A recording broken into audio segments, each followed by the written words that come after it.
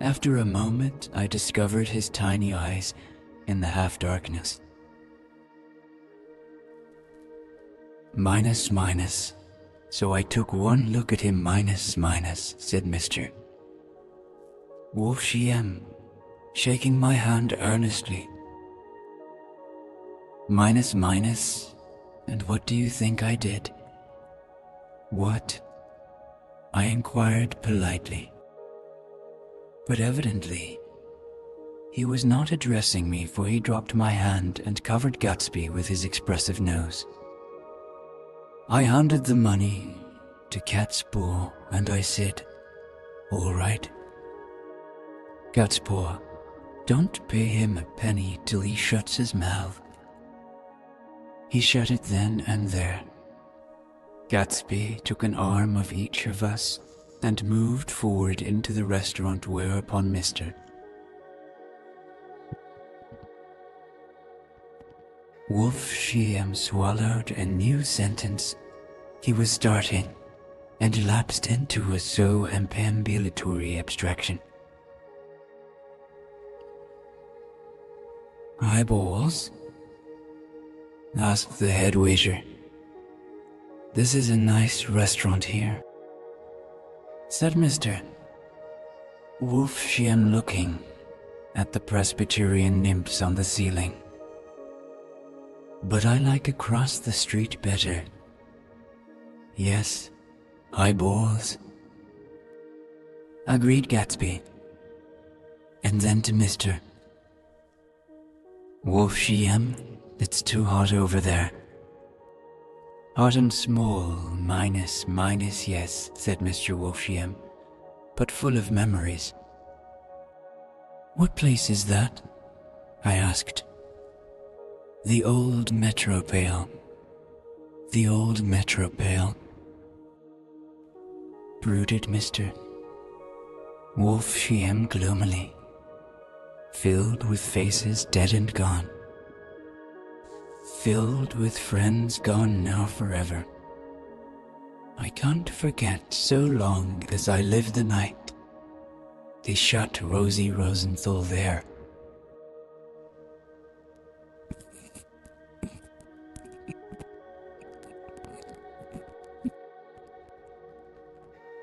"All right," says Rosie and begins to get up, and I pulled him down in his chair. "Let the bastards come in here if they want you, Rosie. But don't you, so help me, move outside this room." It was 4:00 in the morning then. "Did he go?" I asked innocently. "Sure he went. Minus, minus, mister." "Don't let that waiter take away my coffee." Then he went out on the sidewalk, and he shot him 3 times in his full belly and drove away. 4 of them were electrocuted, I said, remembering. 5 with Becker. His nostrils turned to me in an interested way.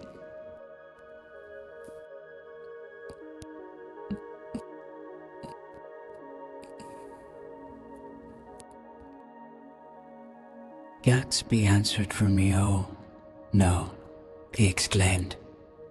"This isn't the man." "No?" Mr. Wolf-Shiem seemed disappointed. "This is just a friend. I told you we'd talk about that some other time." "I beg your pardon," said Mr. Wolf-Shiem. "I had a wrong man.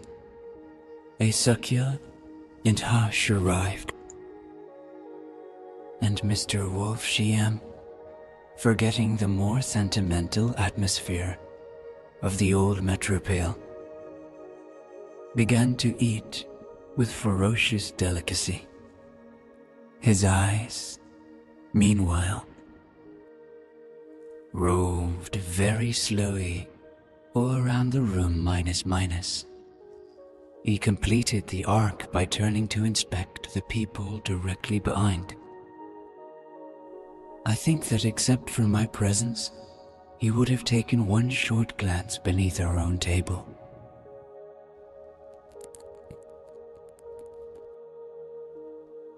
I'm afraid I made you a little angry this morning in the car.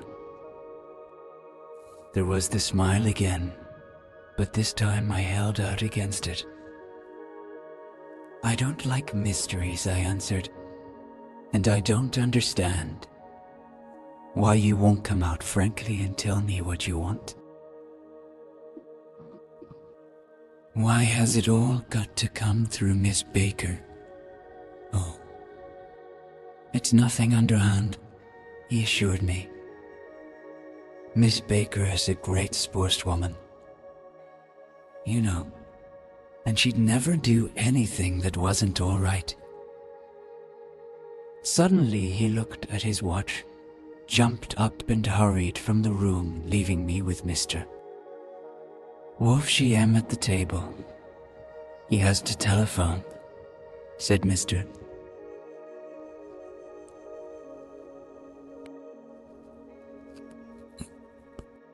Yes, he's an Oxford man. Ah. He went to Oxford College in England. You know Oxford College? I've heard of it.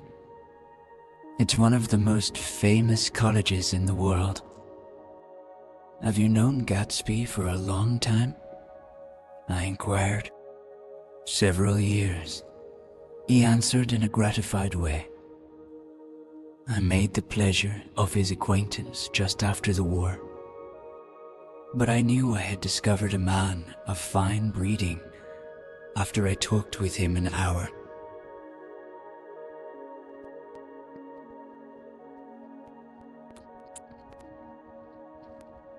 Said to myself, there's the kind of man you'd like to take home, introduce to your mother and sister. He paused. I see you're looking at my cuff buttons. I hadn't been looking at them, but I did now.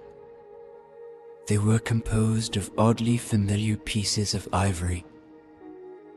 Finest specimens of human molars, he informed me. Well,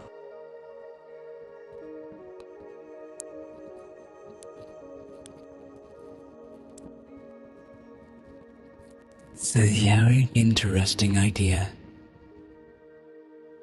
He flipped his sleeves up under his coat. Yeah, Gatsby's very careful about women. He would never so much as look at a friend's wife.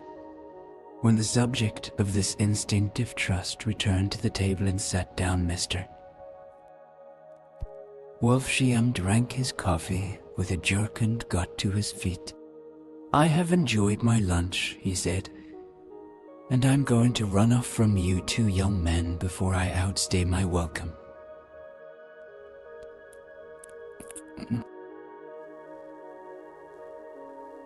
Mr. Wolfsheim raised his hand in a sort of benediction.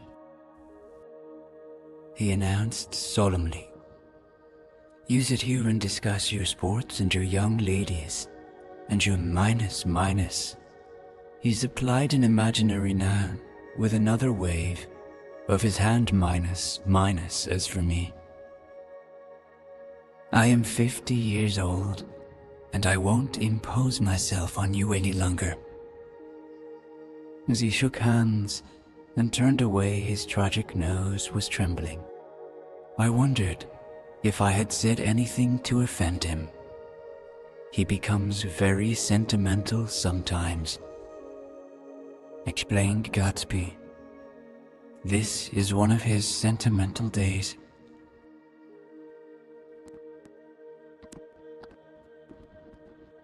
He's quite a character around New York minus, a denizen of Broadway. Who is he anyhow minus an actor? No? A dentist? Meyer Wolfsheim? He's the man who fixed the World Series back in 1919. Fixed the World Series? I repeated. The idea staggered me. I remembered, of course, that the World Series had been fixed in 19, but if I had thought of it at all, I would have thought of it as a thing that merely happned. The end of some inevitable chain.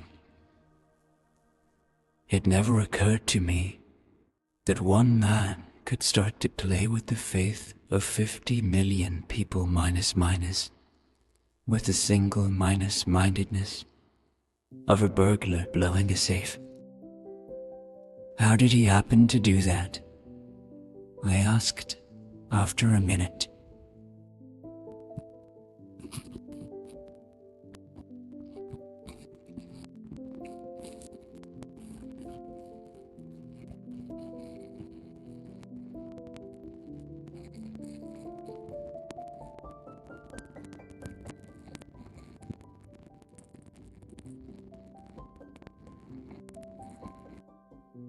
They can't get him, old sport. He's a smart man. I insisted on paying the check. As the waiter brought my change, I caught sight of Tombu Kanan across the crowded room. Come along with me for a minute, I said. I've got to say hello to someone. When he saw us, Tom jumped up and took half a dozen steps in our direction. Where have you been? He demanded eagerly. Daisy's furious because you haven't called up. This is Mr. Gatsby, Mr. Buchanan. They shook hands briefly and strained.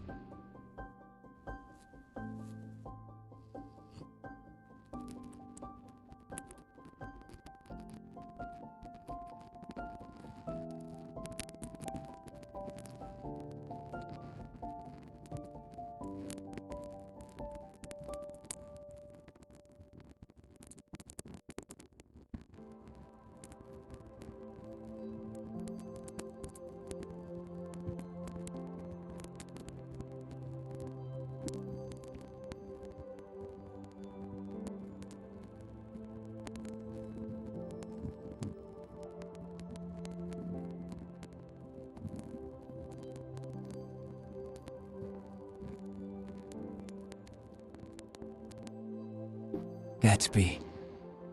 But he was no longer there. One October day in 17 said Jordan Baker that afternoon. Sitting up very straight on a straight chair in the T- garden at the Plaza Hotel was walking along from one place to another, half on the sidewalks and half on the lawns. I was happier on the lawns because I had on shoes from England with rubber knobs on the soles that bit into the soft ground. I had on a new plaid skirt also that blew a little in the wind, and whenever this happened the red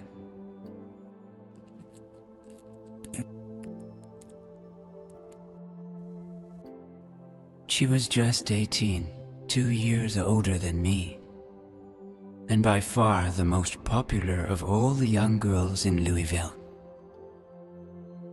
She dressed in white and had a little white roadster, and all day long the telephone rang in her house and excited young officers from Camp Taylor demanded the privilege of napolizing her that night. Anyways, for an hour. And she was sitting in it with a lieutenant I had never seen before. They were so engrossed in each other that she didn't see me until I was 5 feet away. "Hello, Jordan," she called unexpectedly. "Please come here." I was flattered that she wanted to speak to me. Because of all the older girls, I admired her most. She asked me if I was going to the Red Cross and make bandages. I was. Well, then, would I tell them that she couldn't come that day? The officer looked at Daisy while she was speaking, in a way that every young girl wants to be looked at sometime.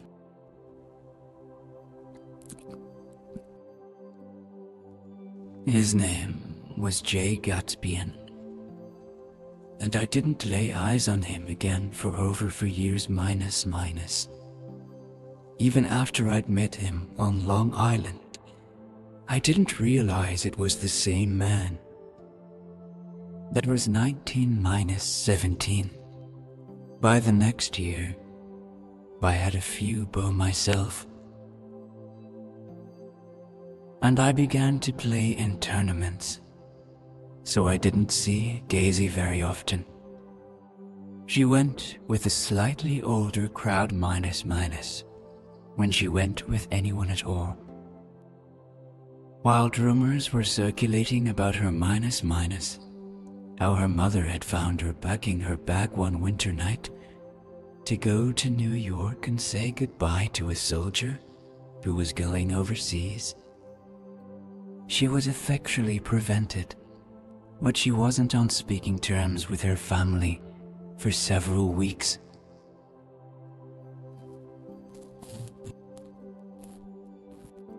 Short minus sighted young men in town who couldn't get into the army at all.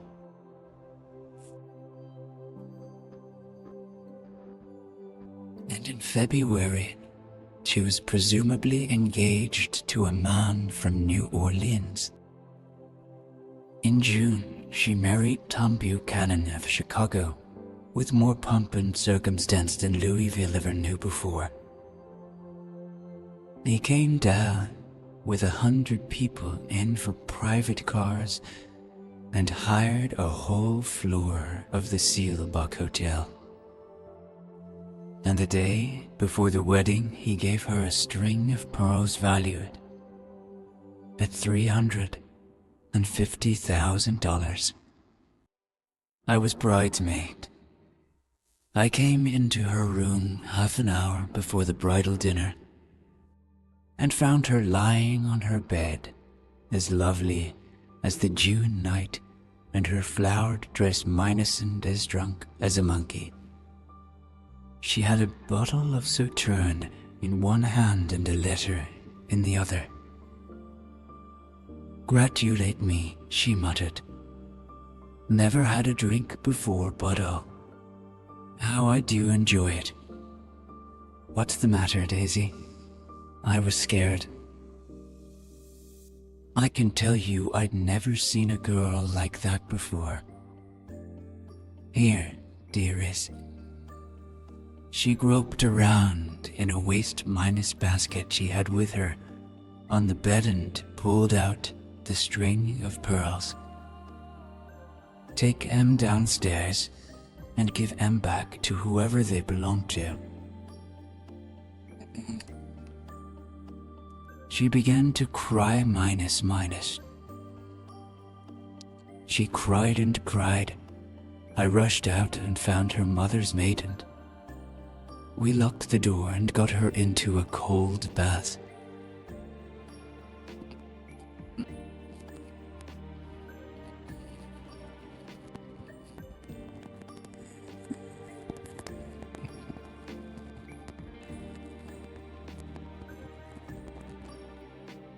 And only let me leave it in the soap dish when she saw that it was coming to pieces like snow.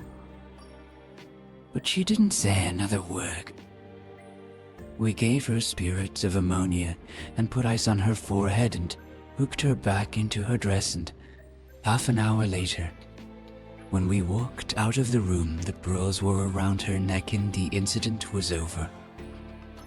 Next day, at 5 o'clock, she married Tom Buchanan, without so much as a shiver, and started off on a 3-month trip to the South Seas. I saw them in Santa Barbara when they came back, and I thought I'd never seen a girl so mad about her husband. If he left the room for a minute, she'd look around uneasily and say, "Where's Tom gone?" and wear the most abstracted expression until she saw him coming in the door. She used to sit on the sand with his head in her lap by the hour, rubbing her fingers over his eyes and looking at him with unfathomable delight. It was touching to see them together, minus. It made you laugh in a hushed, fascinated way. That was in August. A week after I left Santa Barbara, Tom ran into a wagon on the Venture, a road one night, and ripped the front wheel off his car. The girl who was with him got into the papers because her arm was broken, minus. She was one of the chambermaids in the Santa Barbara hotel. The next April, Daisy had her little girl and they went to France for a year. I saw them one spring in Cannes and later in Cleveland. Then they came back to Chicago to settle down. Daisy was popular in Chicago, as you know. They moved with a fast crowd.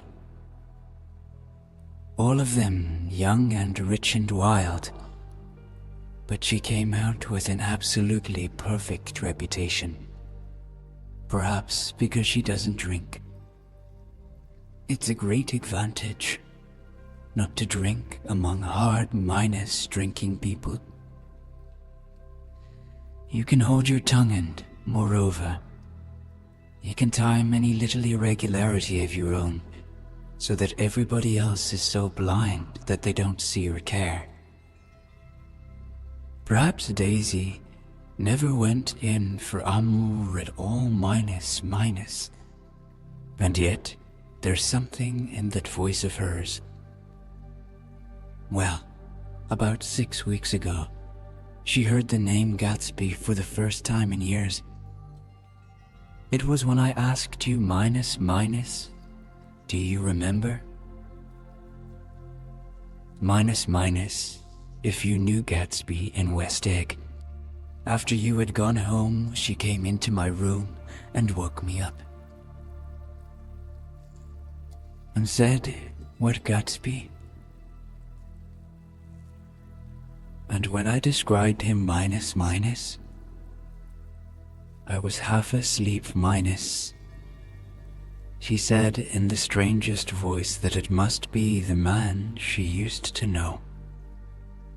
It wasn't until then that I connected this Gatsby with the officer in her white car. When Jordan Baker had finished telling all this, we had left the plaza for half an hour and were driving in a Victoria through Central Park. The sun had gone down behind the taller apartments of the movie stars in the West 50s, and the clear voices of girls already gathered like crickets on the grass rose through the hot twilight. "I'm the Sheikh of Araby. Your love belongs to me. At night, when you are asleep, into your tent, I'll creep, minus. It was a strange coincidence." I said, "But it wasn't a coincidence at all. Why not?" Gatsby bought that house so that Daisy would be just across the bay. Then, it had not been merely the stars to which he had aspired on the June night. He came alive to me, delivered suddenly from the womb of his purposeless splendor. He wants to know, minus, minus, continued Jordan, minus, minus, if you'll invite Daisy to your house some afternoon, and then let him come over.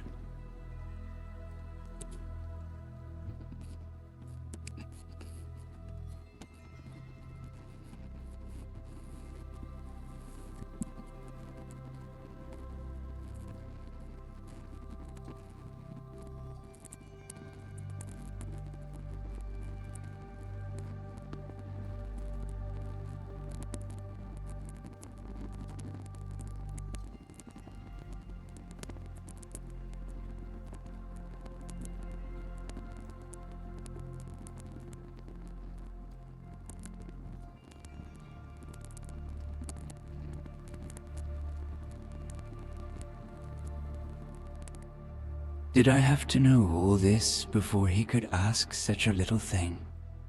He's afraid. He's waited so long. He thought you might be offended.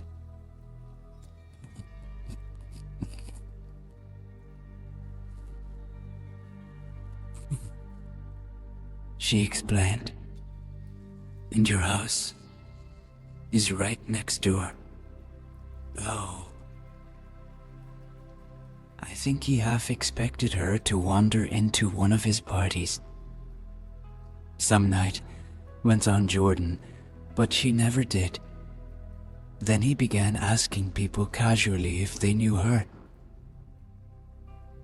And I was the first one he found. It was that night he sent for me at his dance. And you should have heard the elaborate way he worked up to it. Of course, I immediately suggested a luncheon in New York minus minus, and I thought he'd go mad. I don't want to do anything out of the way, he kept saying. I want to see her right next door. When I said you were a particular friend of Tom's, he started to abandon the whole idea. He doesn't know very much about Tom, though he says he's read a Chicago paper for years just on the chance of catching a glimpse of Daisy's name.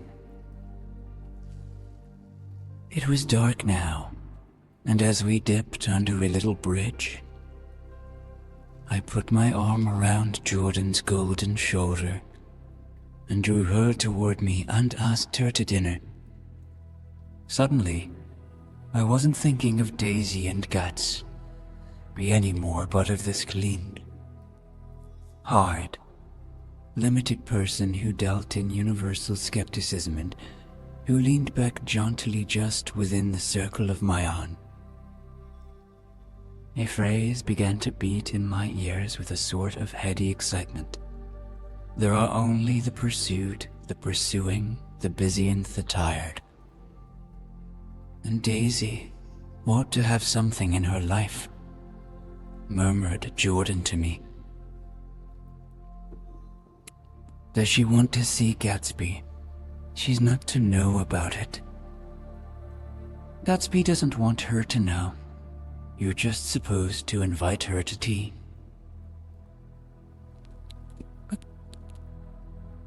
A block of delicate pale light beamed down into the park. Unlike Gatsby and Tumbio, Ken and I had no girl whose disembodied face floated along the dark cornices and blinding signs, and so I drew up the girl beside me. Closer, this time to my face. Chapter 5. When I came home to West Egg that night, I was afraid for a moment that my house was on fire. To o'clock and the whole corner of the peninsula was blazing with light, which fell in real on the shrubbery and made thin, illuminating glints upon the roadside wires. Turning a corner, I saw that it was Gatsby's house, lit from tower to cellar. At first I thought it was another party, a wild route that had resolved into height minus and minus. Seek or sardines minus, and minus, the minus, the minus, with all the house thrown open to the game. But there wasn't a sound, only wind in the trees which blew the wires and made the lights go off and on again, as if the house had winked into the darkness. As my taxi ground away, I saw Gatsby walking toward me across his lawn. "Your place looks like the World's Fair," I said. "Does it?" He turned his eyes toward it absently. "I have been glancing into some of the rooms. Let's go to Coney Island, Old Sport. In my car. It's too late." "Well, suppose we take a plunge in the swimming pool?"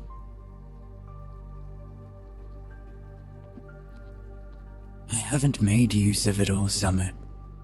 I've got to go to bed." "All right." He waited, looking at me with suppressed eagerness. "I talked with Miss Baker," I said after a moment. "I'm going to call up Daisy tomorrow and invite her over here to tea." "Ah, that's all right," he said carelessly. "I don't want to put you to any trouble. What day would suit you? What day would suit YOU?" He corrected me quickly. "I don't want to put you to any trouble. Easy. How about the day after tomorrow?" He considered for a moment. Then, with reluctance, "I want to get the grass cut," he said. We both looked the grass minus. There was a sharp line where my ragged lawn ended into the darker. "There's another little thing," he said uncertainly.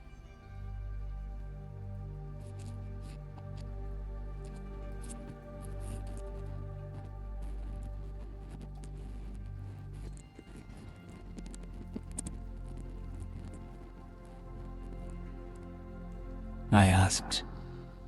"Oh, it isn't about that. At least minus, he fumbled with a series of beginnings. "Do you? Not very much?" This seemed to reassure him, and he continued more confidently. "I thought you didn't, if you pardon my minus, you see."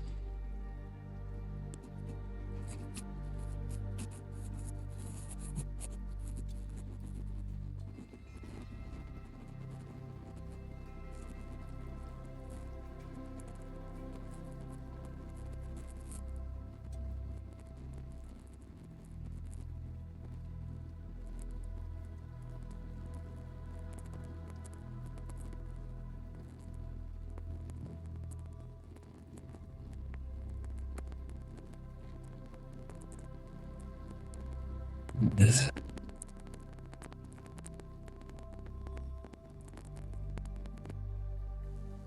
You understand. And I thought that if you don't make very much minus, you're selling bonds. Aren't you, old sport? Trying to. Well, this would interest you. It wouldn't take up much of your time, and you might pick up a nice bit of money.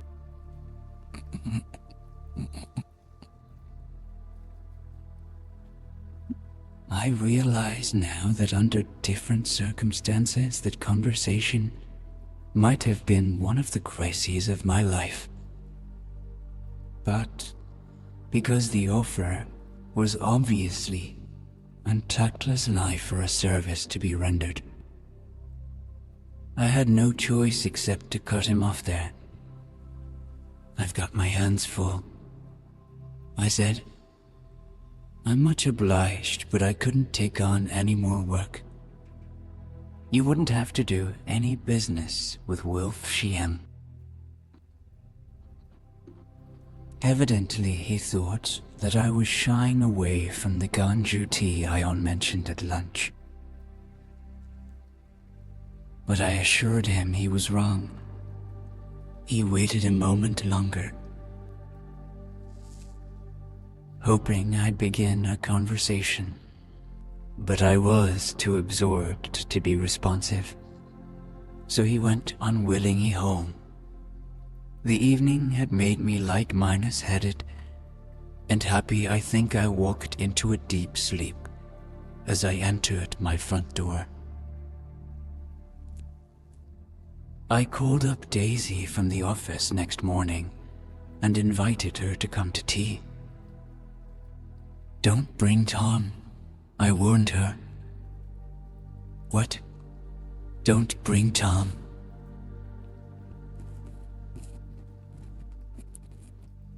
At 11 o'clock, a man in a raincoat, dragging a long minus mower, tapped at my front door and said that Mr. Gatsby had sent him over to cut my grass.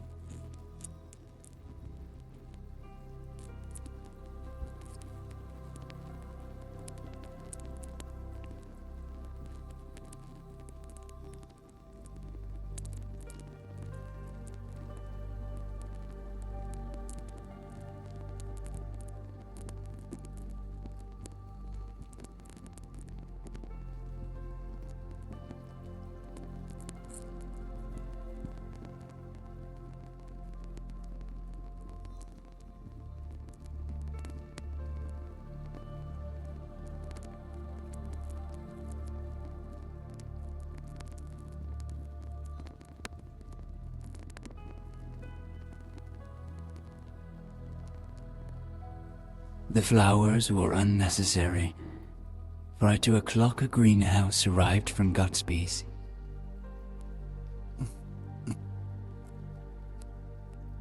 And Gatsby, in a white flannel suit, silver shirt and gold minus-colored tie, hurried in. He was pale and there were dark signs of sleetlets beneath his eyes.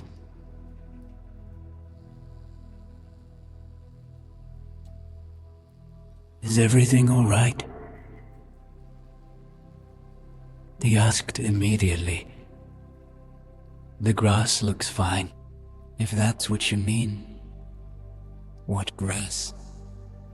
he inquired blankly. "Oh, the grass in the yard." He looked out the window at it, but judging from his expression, I don't believe he saw a thing. "Looks very good," he remarked vaguely. One of the papers said they thought the rain would stop about 4. I think it was the Journal. "Have you got everything you need in the shape of minus of tea?" I took him into the pantry, where he looked a little reproachfully at the fin. Together we scrutinized the 12 lemon cakes from the delicatessen shop. "Will they do?" I asked. Of course. They're fine."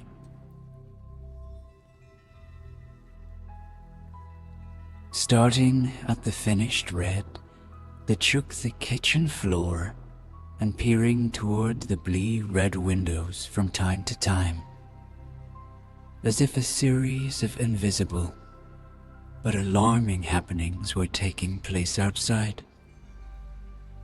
Finally, he got up and informed me in an uncertain voice that he was going home.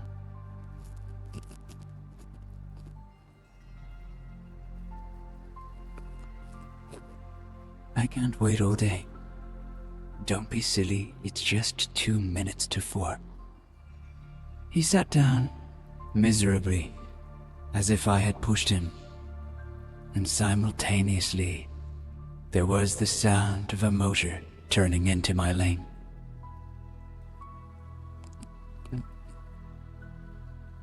under the dripping bare lilac trees, a large open car was coming up the drive. It stopped. Daisy's face tipped sideways beneath a 3- cornered lavender hat. Looked out at me with a bright, ecstatic smile. Is this absolutely where you live?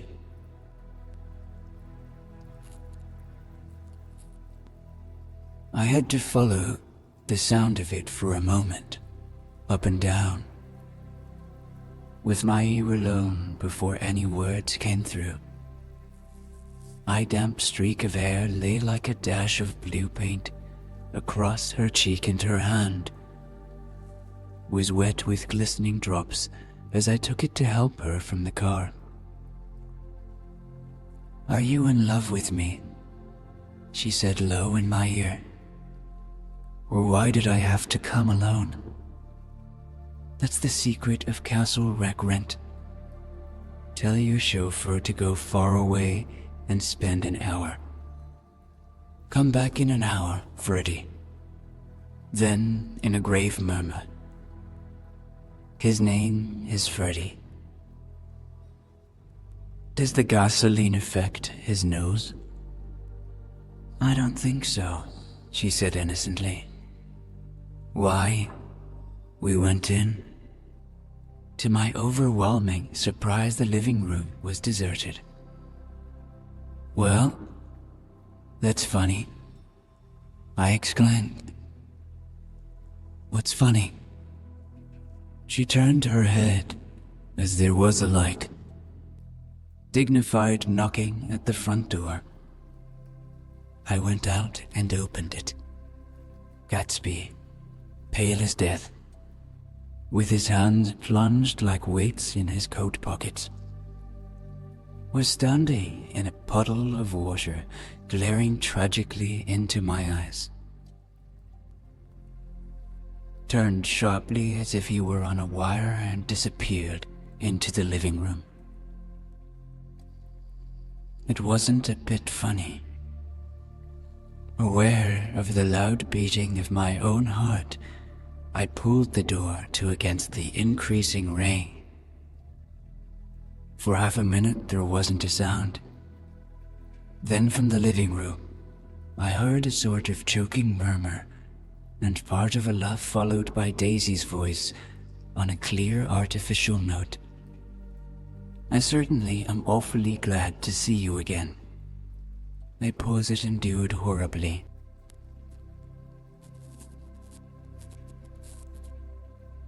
Gatsby, his hands still in his pockets, was reclining against the mantelpiece in a strained counterfeit of perfect ease, even of boredom. His head leaned back so far that it rested against the face of a defunct mantelpiece clock, and from this position his distraught eyes stared down at Daisy, who was sitting frightened but graceful on the edge of a stiff chair. "We've met before," muttered Gatsby. His eyes glanced momentarily at me, and his lips parted with an abortive attempt at a laugh. Luckily, the clock took this moment to tilt dangerously at the pressure of his head, whereupon he turned and caught it with trembling fingers and set it back in place.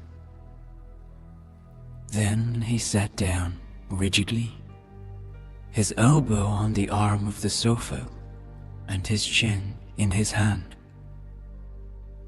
"I'm sorry about the clock," he said. My own face had now assumed a deep tropical burn.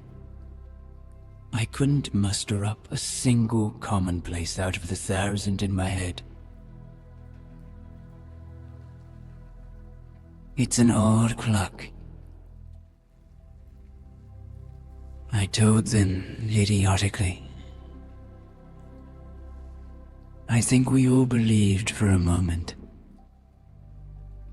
that it had smashed in pieces on the floor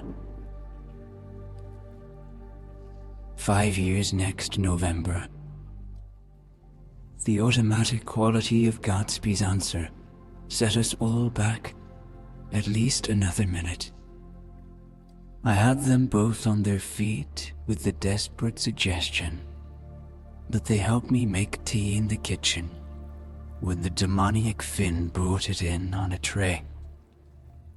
Amid the welcome confusion of cups and cakes, a certain physical decency established itself. Gatsby got himself into a shadow, and while Daisy and I talked, looked conscientiously from one to the other of us with tense, unhappy eyes. "Where are you going?"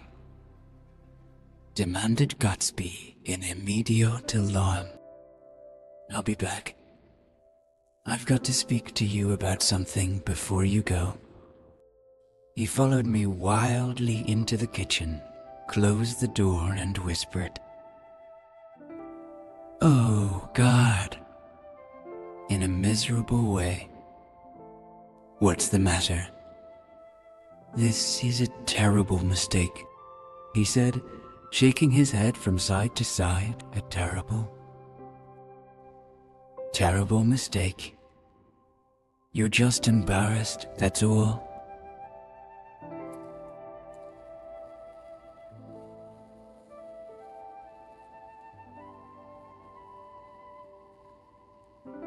And luckily, I added Daisy's embarrassed too.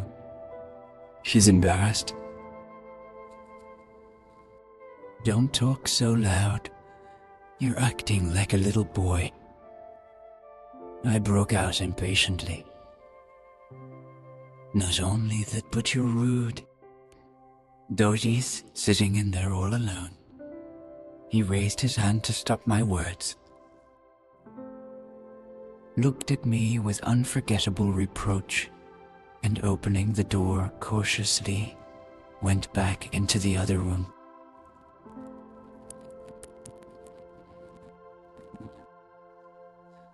Once more it was pouring, and my irregular lawn, well minus shaved by Gatsby's gardener, abounded in small muddy swamps and prehistoric marshes.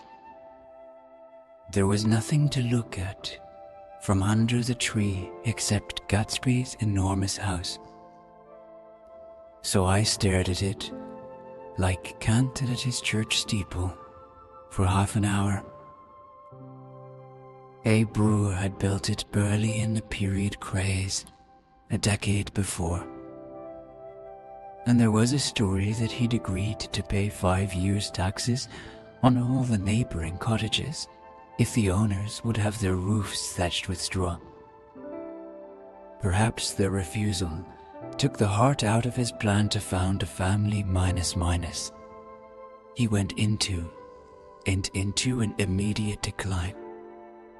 His children sold his house, with the black wreath still on the door.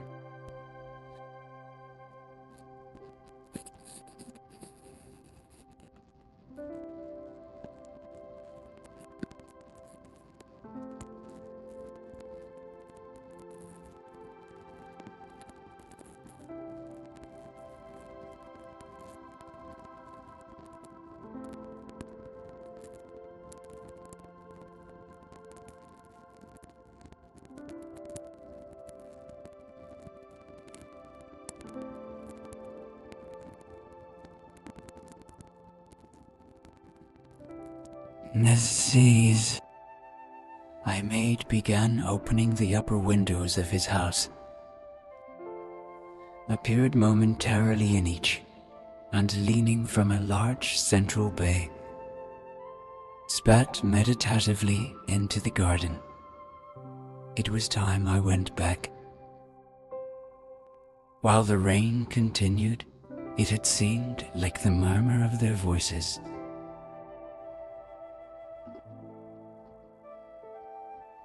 Rising and swelling a little, now and then, with gusts of emotion. But in the new silence, I felt that silence had fallen within the house too. I went in minus after making every possible noise in the kitchen short of pushing over the stove minus, but I don't believe they heard a sound. They were sitting at either end of the couch looking at each other as if some question had been asked or was in the air. And every vestige of embarrassment was gone. Daisy's face was smeared with tears, and when I came in, she jumped up and began wiping at it with her handkerchief before a mirror.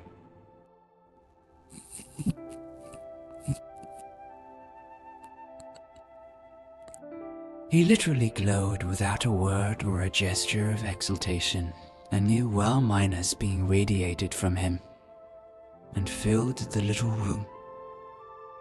"Oh, hello, old sport," he said, as if he hadn't seen me for years. I thought for a moment he was going to shake hands. "It stopped raining, has it?" When he realized what I was talking about. That there were twinkle minus spells of sunshine in the room. He smiled like a weatherman, like an ecstatic patron of recurrent light, and repeated the news to Daisy. "What do you think of that?" "It stopped raining."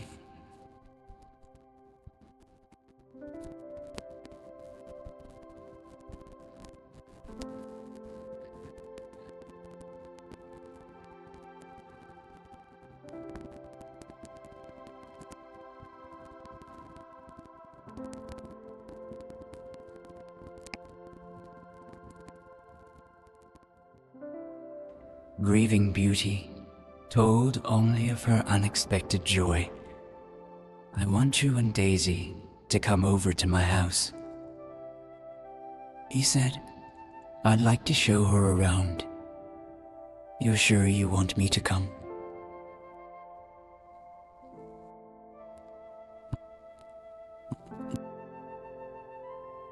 I agreed that it was splendid.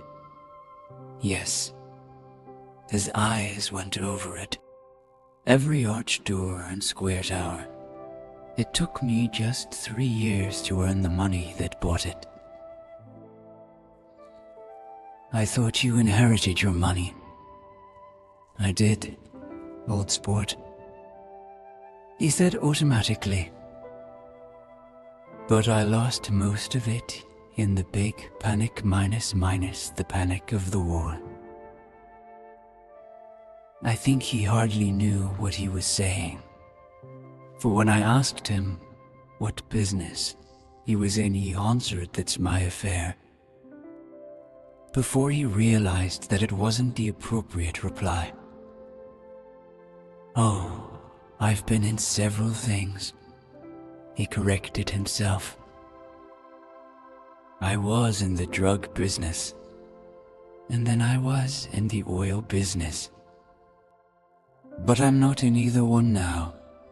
He looked at me with more attention. "Do you mean you've been thinking over what I proposed the other night?" Before I could answer, Daisy came out of the house. The rows of brass buttons on her dress gleamed in the sunlight. "That huge place, THERE," she cried, pointing. "Do you like it?" "I keep it always full of interesting people, night and day. People who do interesting things. Celebrated people." Instead of taking the shortcut along the Sound, we went down the road and entered by the big postern. Admired the gardens, the sparkling odor of jark, and the frothy odor of hawthorn, and plum blossoms in the pale gold odor of kiss minus me minus, at minus, the minus, the minus, the minus gate.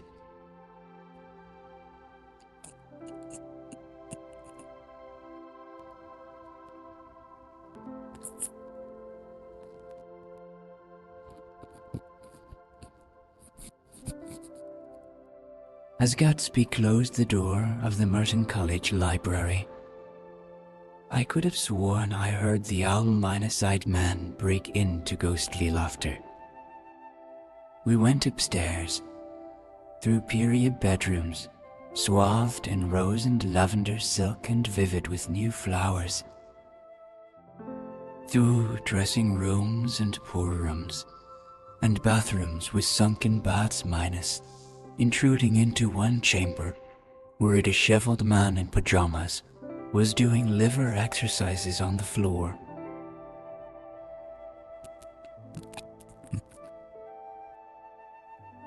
Finally, we came to Gatsby's own apartment, a bedroom and a bath and a down study,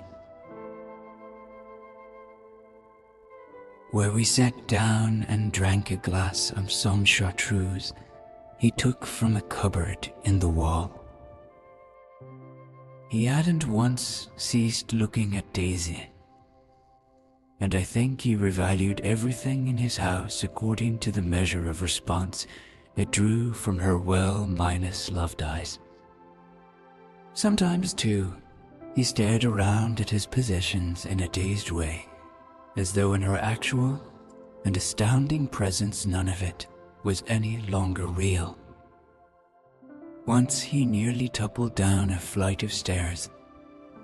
His bedroom was the simplest room of all except where the dresser was garnished with a toilet set of pure dull gold.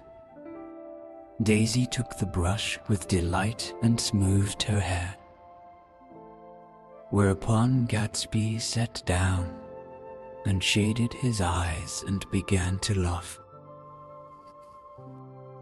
I count minus when I try to minus. He had passed visibly through 2 states and was entering upon a third. After his embarrassment and his unreasoning joy, he was consumed with wonder at her presence. He had been full of the idea so long, dreamed it right through to the end.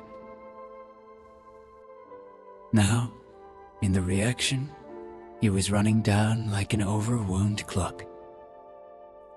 Recovering himself in a minute, he opened for us 2 hulking patent cabinets, which held his masked suits and dressing minus gowns and ties, and his shirts, piled like bricks in stacks a dozen high. I've got a man in England who buys me clothes. He sends over a selection of things at the beginning of each season, spring and fall. He took out a pile of shirts and began throwing them. While we admired, he brought more, and the soft, rich heap mounted higher minus shirts with stripes and scrolls, and plaids in coral and apple minus, green and lavender and faint, ringed with monograms of Indian blue. Suddenly, with a strange sound, Daisy bent her head into the shirts and began to Christ were my ly. "They're such beautiful shirts," she sobbed, her voice muffled in the thick folds. "It makes me sad, because I've never seen such minus, such beautiful shirts before." After the house, we were to see the grounds, and the swimming pool, and the hydroplane, and the midsummer flowers minus. But outside Gatsby's window began to rain again, so we stood in a row looking at the corrugated surface of the Sound. "If it wasn't for the mist, we could see your home across the bay," said Gatsby. "You always have a green light that burns all night at the end of your dock." Daisy put her arm through his abruptly, but he seemed absorbed in what he had just said. Possibly it had occurred to him that the colossal significance of that light had now vanished forever. Compared to the great distance that had separated him from Daisy, it had seemed very near to her. Almost touching her. It had seemed as close as a star to the moon. Now it was again a green light on a dock. His count of enchanted objects had diminished by one. I began to walk about the room, examining various indefinite objects in the half-darkness. A large photograph of an elderly man in yachting costume attracted me, hung on the wall over his desk. Who's this? That? Don Cody, old sport. The name sounded faintly familiar. He's dead now. He used to be my best friend years ago. On the bureau minus Gatsby, with his head thrown back defiantly, minus taken apparently when he was about 18. I adore it, exclaimed Daisy. The pompadour. You never told me you had a pompadour minus or a yacht. Look at this, said Gatsby quickly. Here's a lot of clippings minus about you. They stood side by side examining it. I was going to ask to see the ruby